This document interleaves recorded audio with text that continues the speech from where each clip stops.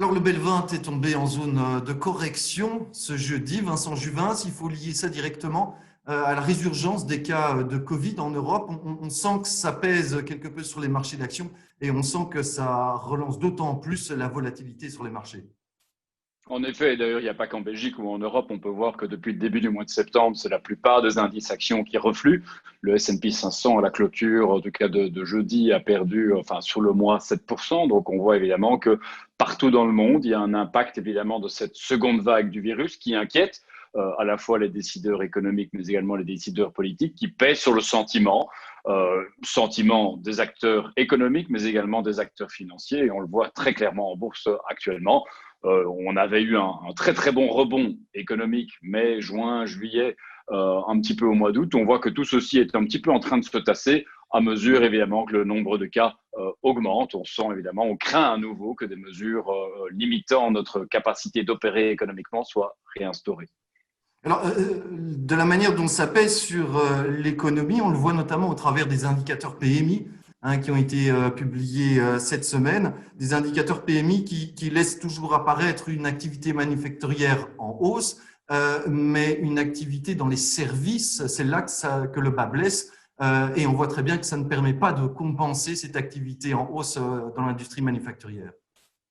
En effet, je pense que c'est là qu'évidemment cette seconde vague du virus se répercute en premier lieu. Évidemment, c'est dans le sentiment des directeurs d'achat dans l'industrie, notamment les PMI que vous mentionniez.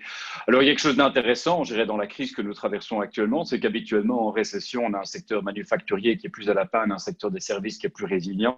Ici, c'est le contraire. Donc, on voit évidemment qu'on a pu réouvrir nos économies pas totalement. L'hebdomadaire The Economist a popularisé le concept d'une économie qui tourne à 90%. Les 10 derniers pourcents, c'est évidemment des services, c'est la culture, c'est l'hôtellerie, c'est les voyages. Ce sont tous ces secteurs qui sont tributaires, eux, d'une solution médicale définitive pour pouvoir refonctionner.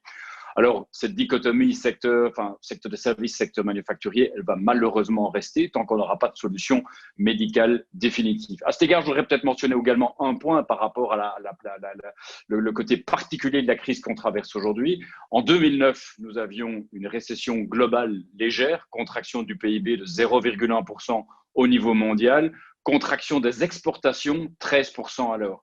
On va avoir cette année une contraction du PIB mondial qui sera de l'ordre de 4 à 5%, donc beaucoup plus importante que ce que nous avions eu en 2008-2009.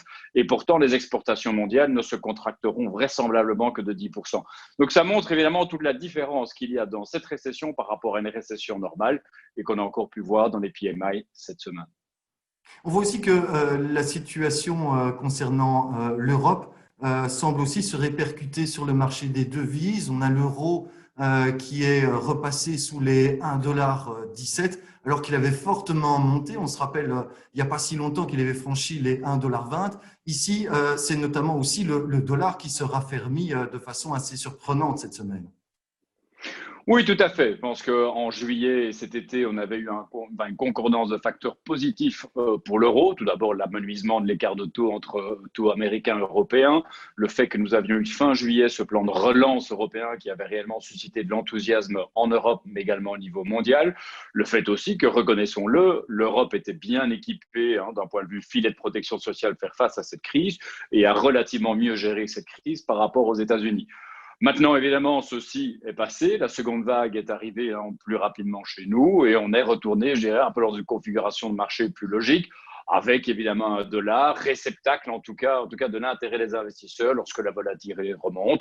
Je pense qu'on va continuer à avoir cette respiration dans les semaines et mois à venir, même s'il est évident que si l'Europe continue sur cette voie qu'elle a, en tout cas donnée dès fin juillet d'une meilleure intégration, ce sera à terme évidemment à nouveau positif pour l'euro.